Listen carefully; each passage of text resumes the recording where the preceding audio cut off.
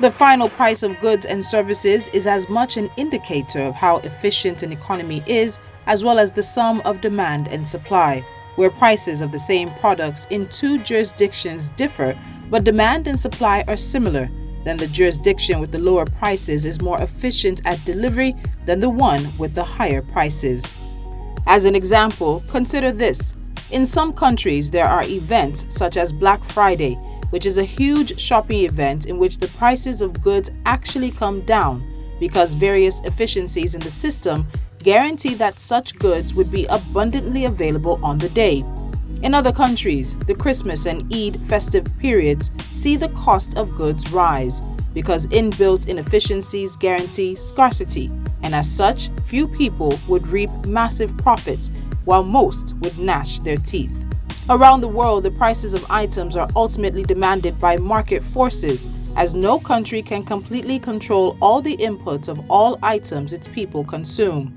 Consequently, to control prices, regulators have to control as much of the inputs, but also crucially, the efficiency of those inputs when they go into making products. To reduce prices, the inefficiencies involved in product delivery must be tackled through such means as policy making, innovation, better production, financing, improved security, and marketing.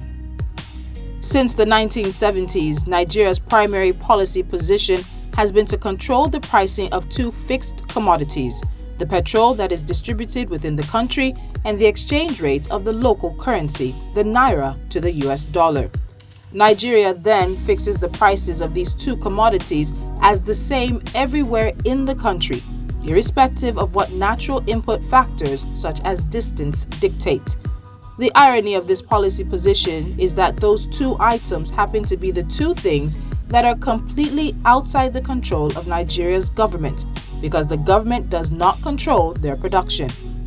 The United States fully controls the US dollar and allows it to be traded at its market price so it be widely accepted as the global reserve currency.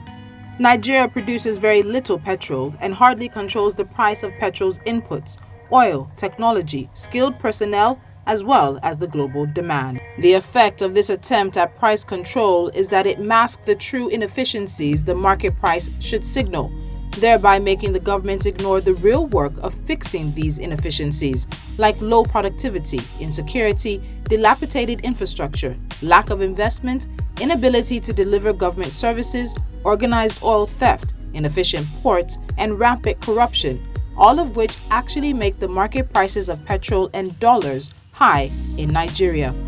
Additionally, the price control attempt, which translates to paying heavy subsidies on these two items, has created a culture of entitlement that does not come from actual productivity, but from the expectation that the government will subsidize, no matter how economically inimical such subsidies are. It has also created a scenario where heavy state control via licenses ensures that only a few have access to them, thereby ensuring just a privileged few enjoy the humongous benefits of the subsidies. Nigeria needs to reverse this prioritization of fixing the price of petrol and FX.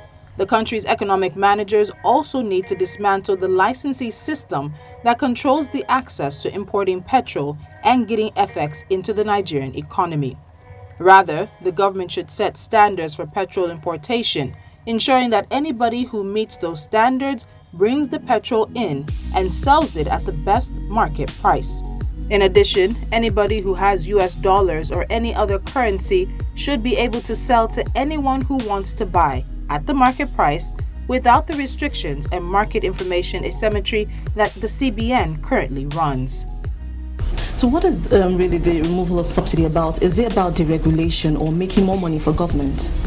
No, it's not a question of making more money for government. It's a question of saying where can the money have the most impact. Is it really getting to those to whom it's supposed to help, or would it do better delivering services that people don't have? If anybody said he is subsidizing anything, he is a fraud. So all these people talking about subsidy, who is subsidizing? Subsidies are not entirely a bad thing. It is how they are implemented in Nigeria that is problematic, Every government has some form of subsidies, most of which are time-bound and a direct response to circumstances which are essentially given to those who have been identified to need them. For example, the United Kingdom is providing subsidies of £400 starting October 2022, lasting for 6 months, covering the winter period, to each household in order to cushion rising energy prices. The UK can do these things because of robust identity management systems that are linked to every aspect of British life. This brings another priority for Nigeria's government to solve the perennial problem of identity management in the country. The National Identity Management Commission, which manages the National Identity Number Project for Nigeria, should ensure that every Nigerian's NIN is linked to everything such as bank accounts, mobile numbers, and addresses, and is transparently managed. During that period, subsidies can be phased out, and those who need support are identified and supported directly. Then, whatever inefficiencies the true price signal from FX and petrol that the subsidy removal reveals can be tackled.